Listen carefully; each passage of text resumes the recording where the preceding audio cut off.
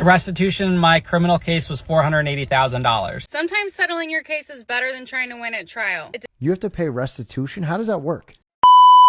Hey everybody, how you doing today? Welcome back. So, one thing about life is you always have like crime. Crime's always going to be a thing in life. It's never going to go away, right? Here's something I didn't know about crime is that even if it's like not a fine-based crime, you still got to pay money for it if someone wants to get restitution from you. Yeah. And I don't really know much about that. So you know much about that? Not really. I just know that I guess doing crime is also bad for your pocket, so just don't do it. So it turns out it's more than crime doesn't pay. Crime also steals your money. I might as well not commit any crimes at this point. Especially when you have to pay like thousands of dollars in bonds. Oh, and then you got to pay restitution too if you get. Yeah, and fines and all of that. Oh gosh. No one wants to do it, so stay away from crime. Say no to crime. And they use their job too. For real. It's not good financially. Just don't do it. Don't steal something from like Walmart or whatever. I know. The restitution in my criminal case was $480,000. No, you cannot declare bankruptcy on it. While I was on the 3-year term of supervised release, which is like the federal probation, I was ordered to pay $1,000 per month, but the probation department can look at those numbers to see if you should be paying more or less. If you don't pay the amount that they set for you, you can go back to prison because it's considered a violation of your supervised release. And the judge can sentence you on a violation. Once that time of supervised release is over, like in my situation, it becomes a civil matter. If I chose to not pay that money and tried to duck it, they cannot send me back to prison. They can go after me in whatever means necessary. They would look at assets, they would garnish checks, they would look at bank accounts, all of that, but they can't send me to prison. Honestly, I'd rather be sent back to prison. It's not worth it at this point. They're gonna take all your money at that point. You can't live. You'd honestly be better off in prison because at least then you don't have to pay for like living and stuff. You basically can work a prison job. I hear that. Yeah, and then they don't like help you get back into society after prison. They have systems in place, but they don't usually work that well. Yeah. And a lot of places aren't gonna hire you because you've been to prison. That's legit like the top. That's the one thing they don't want. For real, doing a crime isn't worth it. Just rethink it if you're considering. Yeah. There's always another way. I pay restitution because when I was in the worst phase of my addiction, I was withdrawing and pretty desperate. And I went into an ex-boyfriend's house to get some of my belongings. When I was in his place, I'm sorry, this is hard. It's really embarrassing. But unfortunately, when I was in his house, I came across some cash and I stole it. And he called the police and had me arrested for breaking and entering and for theft. I'm not proud of this and have regretted it ever since. I've never done something like that before, and I haven't since. Because of money he lent me to pay rent for a couple of months, and because of the money that I took from him, he claimed that I owed him everything, which is fine, because I do owe him that money. So I didn't fight it at all. I've been on probation since, and I've been paying an amount, whatever I could, every month for the last 4 years. Sometimes it was $20 because that's all I could afford, and sometimes it was $100 or $2 if I could do it. I get off of probation in 10 months, but I need to have all of my restitution paid by then or I'll be violated, and there's a 50% chance that it could result in jail time. I've been in recovery since this happened, and I've been working really hard at rebuilding my life over the last few years. I definitely don't feel like I deserve to go to jail. I really feel like I'm at a good place in my life, and this is the last thing that I need to get done in order to have the life that I've wanted and to be a part of my kids' lives the way they deserve and the way that I want to be in their life. I learned a couple of weeks ago that I only have until August to come up with half the amount, or my probation officer has to start the violation process. What I've been asking of people on here, if you want to look at some of my pinned videos, is looking for somewhere that provides loans to people with bad credit. If you know of anything like that, can you please let me know? I've been looking all over. I've tried everything. And right there, that's going to be a cycle now. She's going to get along. And then the ass is going to make sure she's not going to go to jail or prison or whatever. But now she's going to be stuck in, like, she already is financially in the bad spot because of the crime that she committed because of her addiction. And now she's going to be in a better spot, but still going to be pretty bad. Yeah, because she was already struggling. So now she's going to be struggling even more because she's going to be in debt. Then it's going to cost even more over the long term because of interest. So she already has bad credit. And she could go back to jail. So you're struggling again after Yep. struggle. And this system really don't work that well. It really doesn't. But the system is built to get you to have bad credit in the first place. Like, you can't really get around with no credit, apparently. But then you also can't have bad credit. And then throw a crime on top of that, it's going to be really hard. Yep. But that's how it's built. That sucks. Back at it, back in the criminal world, handling ongoing, I think a 2-year-old case, contracting with my license. But the biggest issue is restitution. Yes, you're, as a victim, you deserve that, what you lost, but you can't extort the person. You can't say, do X, Y, Z, or I'm going to file a complaint and then go back and ask for all your money. So yes, even if simple misdemeanor cases where there's diversion, restitution, make sure you have an attorney present. So, oh yeah, I never thought about that because a lot of people kind of like the NDA stuff. Like, people will try to extort you through everything, any means. That's what they use law stuff. That's why you need to learn your laws, learn your civil law especially, Yeah. because it will screw you over. And it's really sad that a lot of people, like most people, can't afford lawyers. And then, especially a good lawyer. So, it's just hard to even have a lawyer look over anything or be present. For real. At this point, I'm saying it's the easiest way to get a deal. Network, become friends with lawyers and see if they'll do something for you pro bono. Just don't expect them to go to court for you pro bono, but maybe they can read something for you. Yeah, hopefully. Ugh. At least know somebody that has a little bit of law knowledge, or maybe try to learn about it as much as you can. But it's just really hard because there's a lot of stuff to learn. Yeah, you don't need a lawyer. Remember, T.I. fought a whole case by himself. Nice. He did that. Couldn't be me. No, I refuse. Federal prison tips. Restitution before sentencing. I'm going to discuss with you real quick restitution before sentencing for those of you that are facing federal prison. When you become an inmate, a prisoner in a federal prison, before you get there, you're going to be sentenced. And before sentencing, you can start paying restitution. Once you have a case number, and once you've been indicted, you have a case number. But once you have a case number, you have an account number as well. You can actually go take money to the courthouse, to the clerk of court's office, and have that money applied to your case number even before you have a final order of restitution. And don't kid yourself. If you're guilty of your crime, you know in the ballpark of how much money you took or how much money is going to be attributed to you. Now, you don't have to pay for intended loss, only actual loss. So let's say you stole $5 million, or like me, you stole $1.9 million. I know I have to pay that $1.9 million back. It doesn't matter what the judge tells me at sentencing. Unfortunately, I wasn't on the street before sentencing. I was in the county jail. But had I been on the street, I could have made payments. Any payment. Now, you're probably saying, what if I write a check for the whole thing? That's two possible scenarios. Number one, you have money left over from your crime.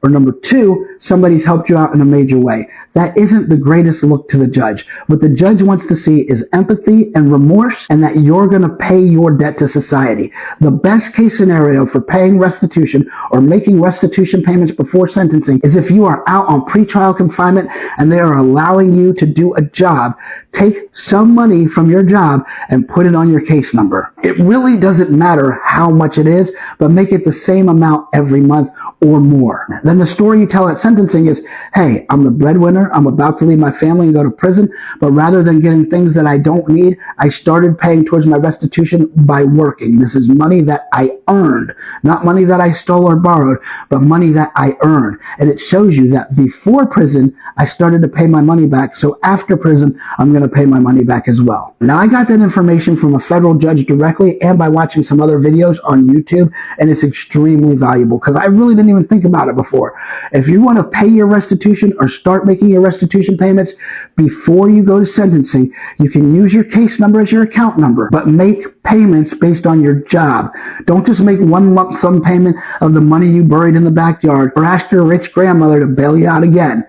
Show that you're willing to work to make the difference, and that's going to go a long way with your sentencing judge. Once you do that, once you make little payments from the job that you're doing on pretrial, it shows that you're willing to work. And those payments are going to be more than you make on FRP. And so you're going to have a much more valid argument to get out of prison quicker so you can go back to making those payments. For more information, or if you think you might need a federal prison tip, you want more of this kind of content, one-on-one and sentence mitigation and more, please visit federalprisontips.com. Right now, you can get a free 30-minute consultation to see if a federal prison consultant is right for you. Here's a hint. It is. If you like this content and feel like giving us a tip, our Cash App is $ Federal Prison Tips. So that sucks. That's a lot of money. That's a lot of money, bro. How long would that take to pay back like millions of dollars by working? Oh, that would be your entire life. You would have no savings. Better hope you have a rich grandma to help you pay it at that point. Here's the thing that I realized, especially with this made me realize this is like a federal like crime thing in general. I realized like, yeah, the guilty and not guilty verdict is like based off of evidence sometime, most of the time. I'm not gonna say all the time because we all know it's not all the time. But darn no sentencing you get based around that is based off what people think of you. And that's ridiculous to me. For you. That's stupid. But obviously it's a bad idea to steal any type of money because especially if you don't already have it, but you obviously need it for something, you're basically signing up for a loan with extra steps, like plus jail time, plus interest, and plus penalties. For real. At this point, I feel like getting a loan instead of robbing a place would be easier. For real. Just don't do it. At least I won't get stabbed. Exactly. Well, probably. There's I get a loan from. And your reputation won't be ruined. No, that sucks. It really does. Your credit's going to be destroyed at that point. Sometimes settling your case is better than trying to win at trial. It depends on each case and each different scenario, but there are several reasons why people choose to settle their case rather than take their chances at trial. Settlement is certain. Once you enter into a settlement, you know the outcome. There's no risk involved once you agree to the terms. It's always a gamble what the jury's going to do at trial. For example, one case we tried earlier this year, we had the defendant admitting they violated the law, but the jury didn't really like the plaintiff. They weren't really sympathetic to the plaintiff, and they barely awarded them any money, even though they were right. That's a risk you have as a plaintiff, that the jury can do that. They can go rogue. Settling can also be better than trial because if the amount you win is not that large, you're going to have a ton of costs coming out of trial because it takes a lot of time and money to prep for trial. The last reason that trial can be really scary is what's called an offer of judgment.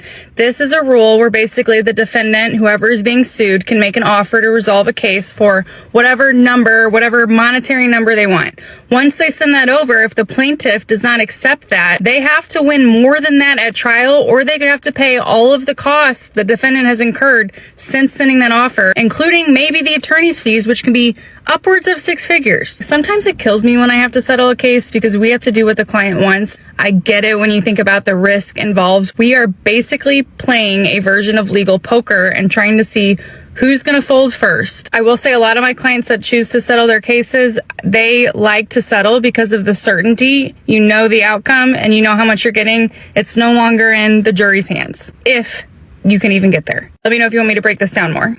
That sucks.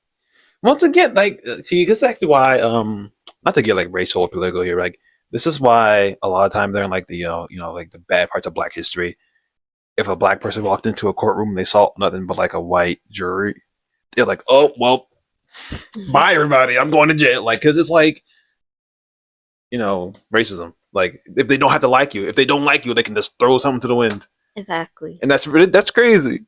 And they're supposed to take like all personal feelings out of it, but like there's no way to actually make sure that happens. Yeah. Because all they have to do is like sign a checkbox that they don't have any personal feelings involved, and they're gonna remove it from themselves. But like that's not proven. Yeah. Have you ever seen 12 Angry Men? A lot of those men were angry for no reason. One guy wanted to go to a baseball game. Exactly. Right.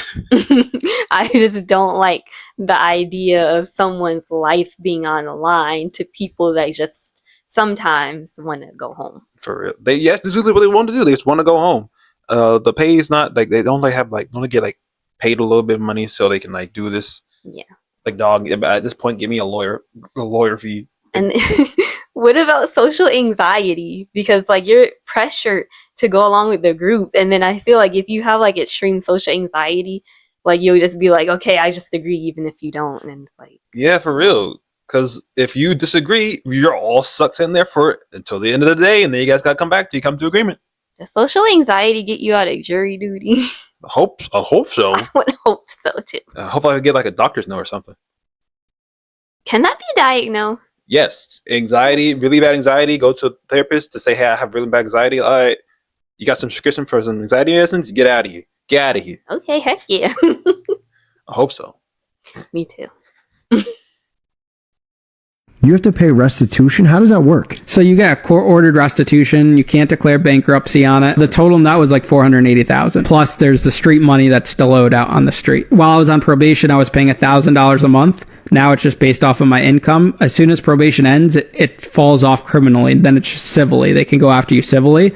Whereas in probation, if you don't pay, you could go back to jail. So all the conditions they gave me a part of supervised release and the second year off supervised release, those rules don't apply anymore. But my goal is I get one big deal, give it to the lawyer, and then the lawyer handles it from there, either negotiates down or whatever they can do to wipe it up. But that's the game plan.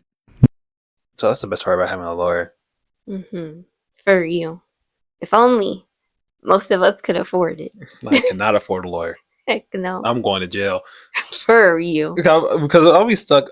Also, I need to ask this question, especially if you've ever been to like in court and stuff, and you never had like a regular lawyer. You had a court-appointed lawyer. Are they that good? I hope they're good, because that's what I'm gonna be stuck with. Exactly. Because like, what really is the criteria to select one of those? It's just like randomized. It's really strange. They just pull a name out of the hat. Oh, Johnson, you're handling the murder case. Well, I just hope if any of you are in this situation, learn from it and just don't do it again. Hopefully you can get out of it easy. After an FBI criminal fraud case is completed, the bad guy is generally sent to prison, followed by a period of probation. They're also sentenced to pay restitution back to the victims, but there's some strings attached to that. If there were assets to seize that were proceeds of the crime, hopefully the government would have done that already and used that money to pay it back. Now the bad guy is going to prison, and when he gets out, his earning potential is going to be severely diminished, and that's going to limit your ability to get some money back. More than likely, he's going to get some small minimum wage job, and he's not going to be earning a whole lot of money. U.S. probation will garnish a percentage of his wages to give to you, the victim, but these checks are going to be insultingly small. You could hire your own lawyer to try to sue him and make that restitution order into a civil judgment, but you need to decide how much money you want to throw at this guy. The juice may not be worth the squeeze. I always explain to fraud victims that the FBI and the DOJ are very good at putting bad guys in prison, but we're not so great at being bill collectors. Hope this was helpful. Have a great day and be cool. The juice is not worth the squeeze. What the heck is that? I have never heard that in my life. I love these random sayings that I'd never heard in my life. Me too. That's the last time we're probably going to hear this ever, too. For real. But if the juice is not worth the squeeze, For real. don't do it. People are always saying lawsuit, lawsuit, lawsuit. But the thing at the end of the day is, truly, I'm just threatening a lawyer to get like a settlement at this point, because, I don't have the money for that. I have them for show up for like 5 seconds, but past that point, I ain't got nothing. Exactly. Like, just try to stay out of the situation, but then with some people, especially if you're the victim, people are just going to screw you over. This is why, like, limit social interactions at this point, because it's getting crazier out here. Yeah.